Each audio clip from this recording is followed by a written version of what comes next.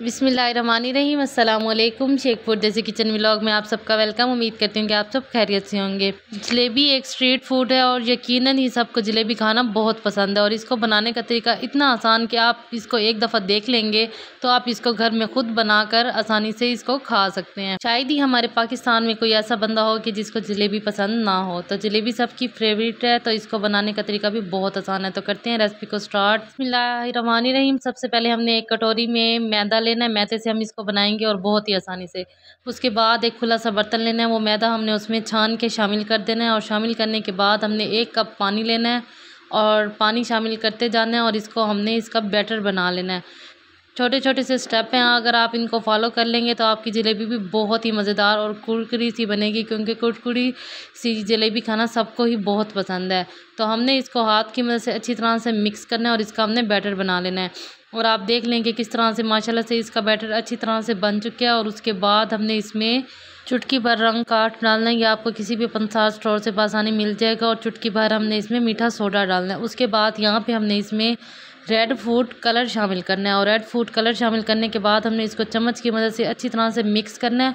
और उसके बाद फिर हमने इसमें ऑरेंज फूड कलर शामिल कर देना है और फिर आप इसको देख लें, इसका कितना ही प्यारा सा कलर आ जाएगा।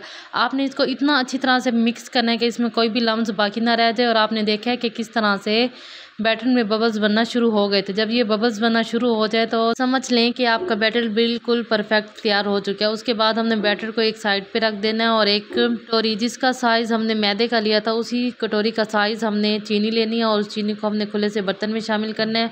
चीनी शामिल करने के बाद उसी कटोरी की हाफ़ कटोरी हमने इसमें पानी शामिल कर देना है और साथ ही 3 से 4 इसमें सब्ज़ी इलायची शामिल कर देना है और फ्लेम हमने इसका मीडियम कर देना है।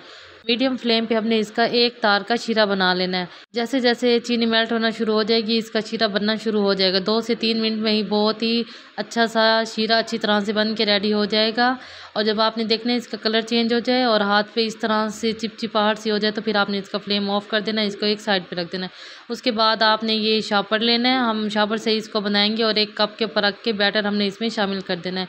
और बैटर माशाल्लाह से देख लें किस तरह से इसमें शामिल हो चुके हैं। उसके बाद शापर की हमने एक छोटी सी साइड काट देनी है। एक प्यारी सी कढ़ाई लेनी है, उसमें हमने घी शामिल कर देना है। घी को हमने गर्म कर लेना है और किसी भी शेप में आप जलेबी को बना सकते हैं, क्योंकि जलेबी बनती ही टेढ़ी है तो इसलिए फिर आप किसी भी शेप में इसको बना सकते हैं। शेप को आपने यहाँ पे इग्नोर करना है। मीडियम फ्लेम पे आपने इसको पका लेना है। ये 1 मिनट में ही बहुत ही अच्छी तरीके से बन जाएगी। दोनों साइडें हमने इसकी चेंज करनी है और गरम गरम जलेबी को फिर हमने शीरे में शामिल कर देना है। जब हमने इसको शीरे में शामिल करना है तो हमने इसको चम्मच की मदद से अच्छी तरह से दबा देना है ताकि जो शीरा है ना इसके अंदर तक चला जाए। और 2 से 3 मिनट तक हमने इसको जलेबी को शीरे के अंदर ही रहने देना है ताकि सारा शीरा ये जज्ब कर ले और इसका बड़ा ही प्यारा सा कलर आ जाएगा। इसी तरह से हमने सारी जलेबियाँ बना लेनी है और इसी तरह से हमने उनको शीरे में डिप कर लेना है। और डिप करने के बाद फिर हमने इन सारी जलेबियों को एक बाउल में शिफ्ट कर देना है। वैसे यहाँ पे हमारी सारी जलेबियाँ अच्छी तरह से बन के रेडी हो चुकी थी। हमने इनको एक बाउल में शिफ्ट कर लिया और शिफ्ट करने के बाद फिर हमने इसको एक प्लेट में डाल दिया और लास्ट में फिर हमने इसके ऊपर चांदी के वर्क लगा दिए हैं। रेसिपी पसंद आए तो चैनल को ज़रूर सब्सक्राइब कीजिएगा, एक प्यारा सा कमेंट कर दीजिएगा, वीडियो को लाइक कर देना, वीडियो को शेयर कर देना और रेसिपी को ज़रूर ट्राई करना है। इंशाल्लाह कल मिलेंगे एक नई रेसिपी के साथ। अल्लाह हाफिज़।